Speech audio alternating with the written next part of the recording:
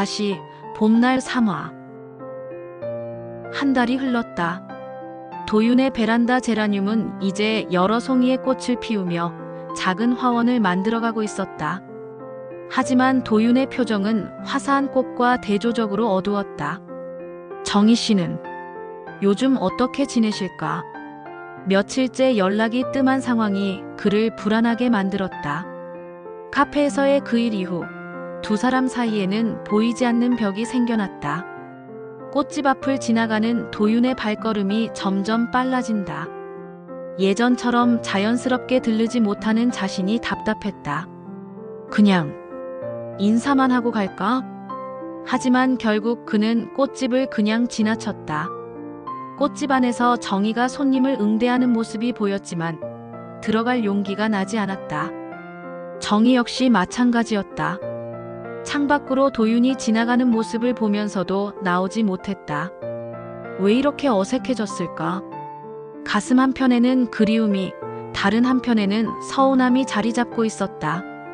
손님에게 웃으며 인사했지만 그 미소는 예전만큼 밝지 않았다. 이런 두 사람의 변화를 가장 먼저 눈치챈 것은 각각의 자녀들이었다. 지수는 아버지가 다시 무기력해진 모습을 보며 미묘한 죄책감을 느꼈다. 내가 너무 심하게 말했나? 아버지가 그분을 만나면서 보였던 생기가 다시 사라져버린 것이다. 어느 날 저녁 지수가 아버지를 찾았다. 아빠, 요즘 또 우울해 보이세요. 도윤은 딸의 말에 애써 괜찮은 척 미소를 지었지만 그 미소는 공허했다. 꽃집에서는 민준이 어머니의 변화를 지켜보고 있었다. 한동안 밝았던 어머니가 다시 예전의 쓸쓸한 모습으로 돌아간 것이다. 엄마, 많이 피곤해 보여요. 괜찮아. 요즘 꽃 주문이 좀 많아서. 하지만 민준의 눈에는 어머니의 거짓말이 뻔히 보였다. 10년 동안 혼자 지내시는 게 정말 외로우셨을 텐데. 민준은 어머니의 외로움을 누구보다 잘 알고 있었다. 어느 비 오는 저녁 도윤이 우산도 없이 비를 맞으며 걷고 있었다. 발길이 저도 모르게 꽃집 앞으로 향했다. 이러면 안 되는데. 문을 닫은 꽃집 앞에서 한참을 서 있는 그의 모습은 마치 길을 잃은 아이 같았다. 정희가 창문으로 그런 도윤을 보았다. 비에 젖은 그의 모습에 가슴이 아려왔다. 우산을 가져다 드려야 하나. 우산을 들고 내려가려 했지만 발이 쉽게 떨어지지 않았다. 망설이는 사이 도윤이 터벅터벅 걸어갔다. 그날 밤 두 사람 모두 잠을 이루지 못했다. 도윤은 창가에 서서 빗소리를 들으며 정희를 떠올렸고 정희는 침대에 누워 도윤의 젖은 모습을 지우려 애썼다. 며칠 후 지수가 다시 아버지 집을 찾았다. 베란다의 제라늄을 보며 깊은 한숨을 쉬었다. 꽃은 이렇게 예쁘게 피었는데 아빠는 왜 이러실까? 꽃은 여전히 아름답게 피어 있었지만 아버지는 더 이상 그 꽃을 보며 미소 짓지 않았다. 아빠, 정말로 그분이 좋으세요? 지수의 조심스러운 질문에 도윤이 고개를 들었다. 딸의 눈에는 미안함과 걱정이 섞여 있었다. 지수야, 난 아빠가 행복하셨으면 좋겠어요. 정말로. 도윤의 눈시울이 붉어졌다. 딸의 진심 어린 말에 그동안 억누르고 있던 감정들이 북받쳐 올랐다. 같은 시간 꽃집에서 민준이 어머니와 마주 앉아 있었다. 오랜 침묵 끝에 민준이 입을 열었다. 엄마, 그분 정말 좋아하세요? 정희가 놀란 표정으로 아들을 바라보았다. 엄마가 웃는 모습 오랜만에 봤거든요. 그런데 요즘 다시. 민준의 말꼬리가 흐려졌다. 정희의 눈에 눈물이 고였다. 미안해, 민준아. 엄마가 너를 걱정시켜서. 엄마는 행복할 자격이 있어요. 민준의 말에 정희가 눈물을 흘렸다. 이 아이가 언제 이렇게 컸을까? 10년 동안 아들에게만 의존하며 살아온 자신이 미안하고 동시에 고마웠다. 다음 날 아침 도윤이 오랜만에 꽃집 앞을 지났다. 하지만 이번에는 발걸음을 멈추지 않았다. 그냥 지나가자.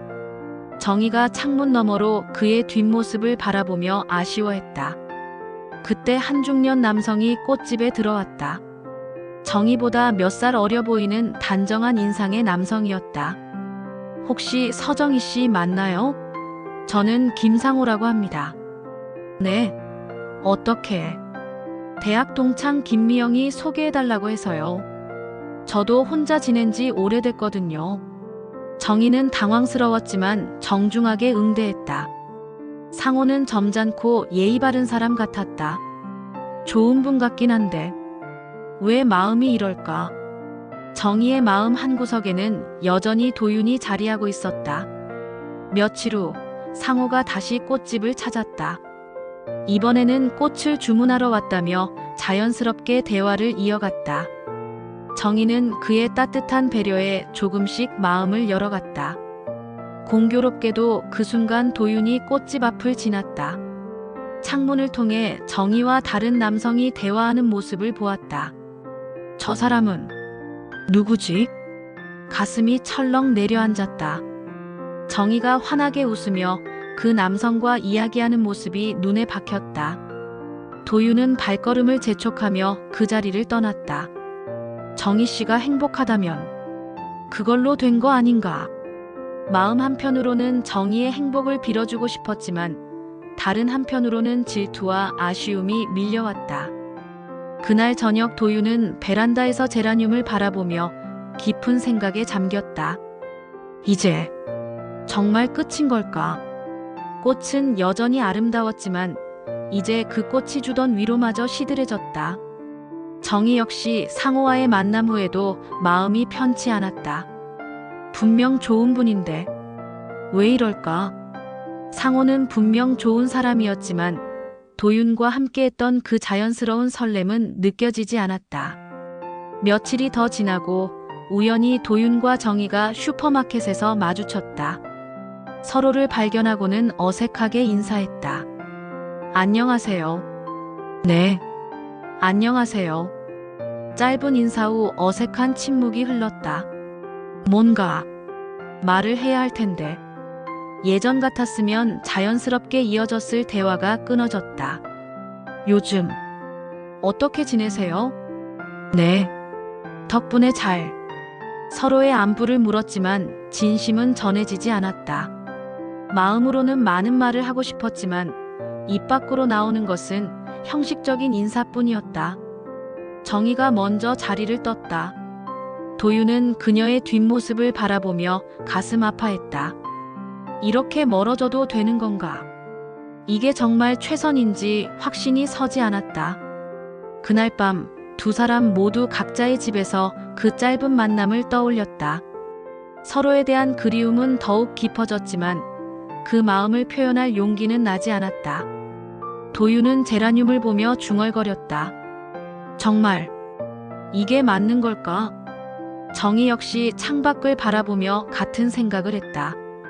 또 한 번 봄이 올 수 있다고 그랬는데 봄이 와서 꽃이 피었지만 두 사람의 마음에는 다시 겨울이 찾아온 듯 했다.